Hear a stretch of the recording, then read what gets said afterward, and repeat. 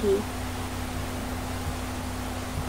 Karena sudah kenal, kemudian dieksplorasi lagi. Misalkan juga scientific di research, badan research, misalkan badan penelitian pertanian, badan penelitian hewani dan lain sebagainya. Nah, kalau master apa dong? Kalau PhD apa dong? Dia bisa termasuk ke dalam educational dan scientific. Kenapa? Di sisi lain dia masih mempelajari. Saya misalkan, saya masih belajar tentang yang pendidikan secara formal. Di sisi lain juga menjadi scientific institusional. Kenapa? Karena saya juga melakukan research, melakukan penelitian. Gitu. Jadi tergantung dari tujuan. Oke, lanjut ke aesthetic atau recreational institutional. Di bawahnya Mbak Brigita ada Mbak Ika. Mbak Ika Kapika.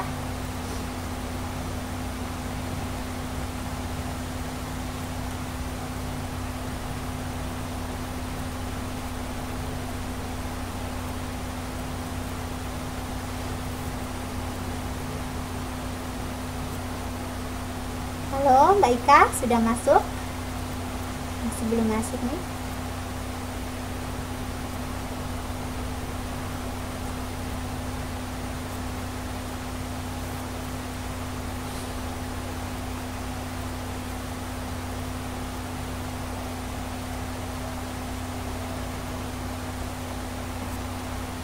Oke, sambil menunggu Mbak Ika, kita memanggil Mbak Siti Fajria untuk menjelaskan tentang somatic institution.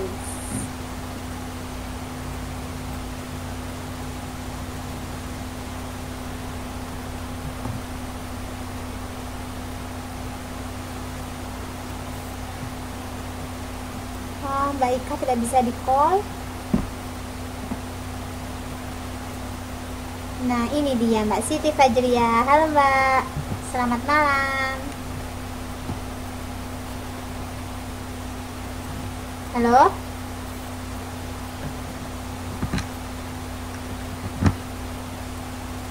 Saya nggak bisa dengar ya. Enggak Mbak, saya nggak bisa dengar suaranya.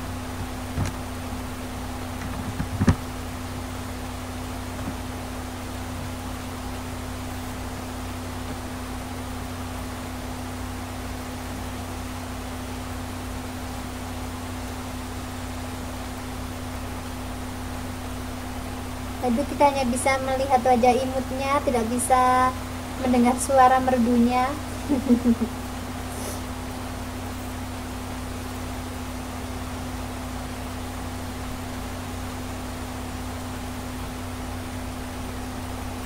Oke nih, sambil menunggu Mbak Ika dan Mbak Siti Fajriah menjelaskan tentang aesthetic dan somatik, Mbak Ika karena tidak bisa di call, silahkan diketik juga ya.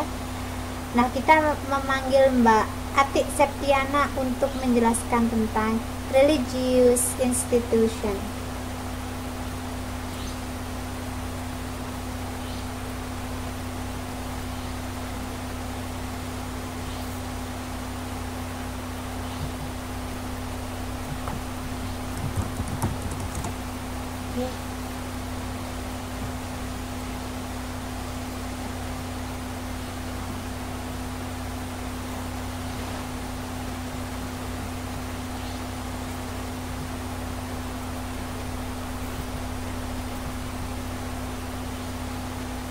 Mana ini Mbak Atik ini?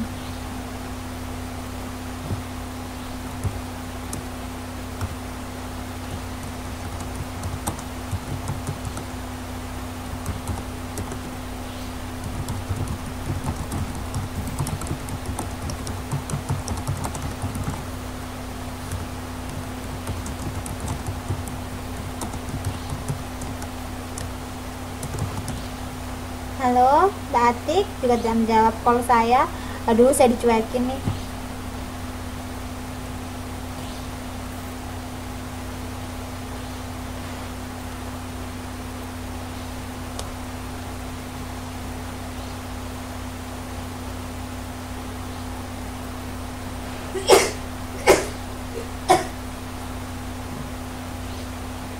Sambil memanggil Mbak Fitri Nilamsari untuk menjelaskan institusi sosial yang terakhir.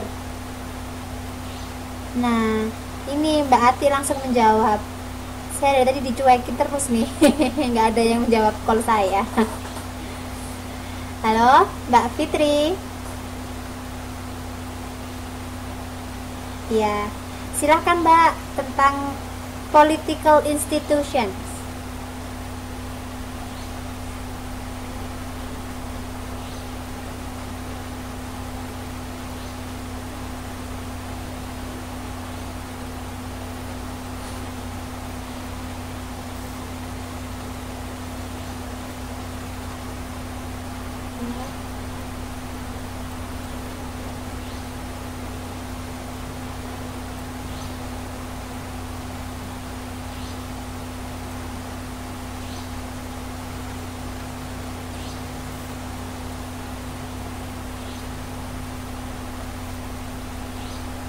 Oke, sip Mbak Fez. Ya, bisa Mbak. Jadi betul sekali, kata kuncinya adalah sekumpulan orang yang mempunyai kekuasaan untuk kemudian digunakan untuk mencapai tujuan tertentu melalui instrumen negara. Sip. Partai termasuk enggak Mbak?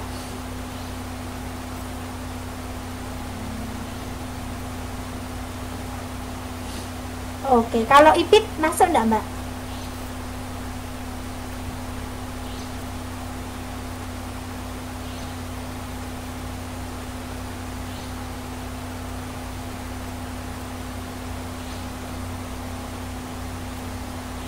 Iya, kenapa Mbak? Ada kekuasaannya enggak Mbak?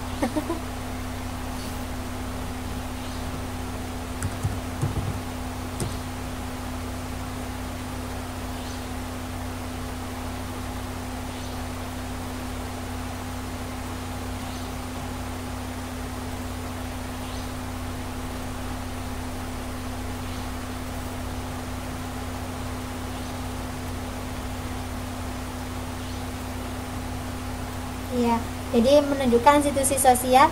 Oke, sip. Terima kasih Mbak Fitri.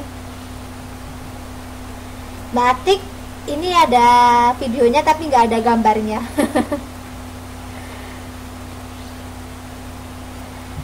Oke, tidak apa-apa Mbak Siti Fajria, betul sekali. Kalau somatik lebih ke fisik ya, physically, seperti perawatan badan, sauna, kemudian ke salon dan lain.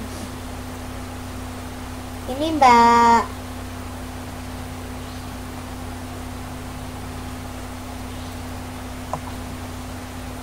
Ika belum menjawab nih, yang recreational institution. Sama Mbak Ati, religious institution. Religius berarti berhubungan dengan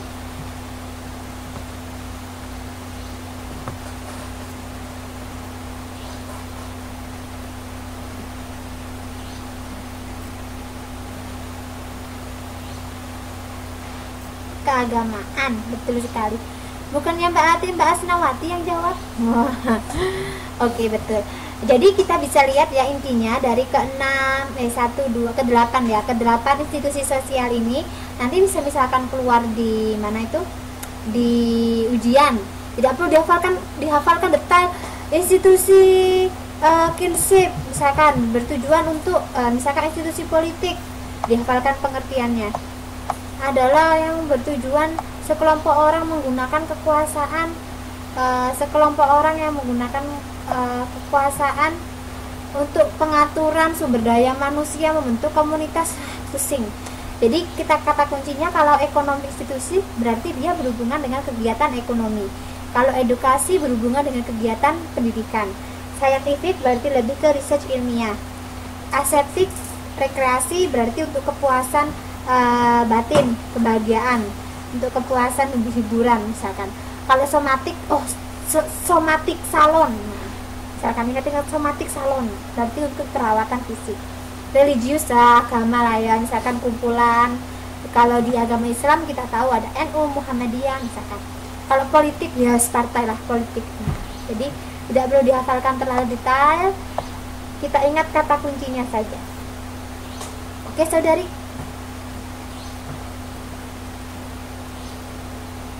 Oke, kita lanjut. Nah, tadi kan kita ingat ada 3.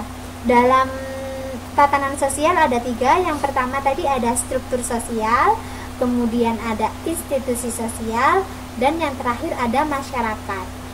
Sini kita lihat pengertian masyarakat. Ada loh ternyata masyarakat itu pengertiannya. Orang sosial itu memang ada-ada saja ya, memberi pengertian panjang lebar.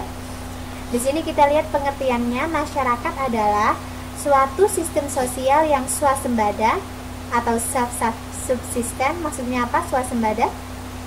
Swasembada dapat memenuhi kebutuhannya, melebihi masa hidup individu normal, dan merekrut anggota secara reproduksi biologis, serta melakukan sosialisasi terhadap generasi berikutnya. Masyarakat, kata kuncinya, dia swasembada, memenuhi kebutuhannya, kemudian memiliki masa hidup melebihi masa hidup individu normal. Jadi kalau satu orang mati, masyarakatnya masih ada. Kenapa? Karena kan ada anak-anaknya misalkan, ada keturunannya, dan ada generasi berikutnya. Nah, kemudian dalam masyarakat itu merekrut anggota secara reproduksi biologis melalui perkawinan, sehingga masyarakatnya semakin besar. Katanya Mbak Brigita, mati 1 tumbuh 1000. Serta dilakukan sosialisasi terhadap generasi berikutnya. Dari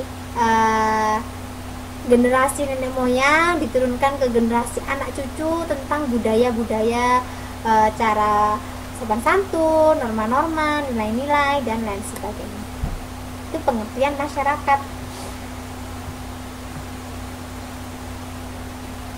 Oh, kebalik ya. Ini masyarakat adalah suatu bentuk dari tatanan sosial. Kita tahu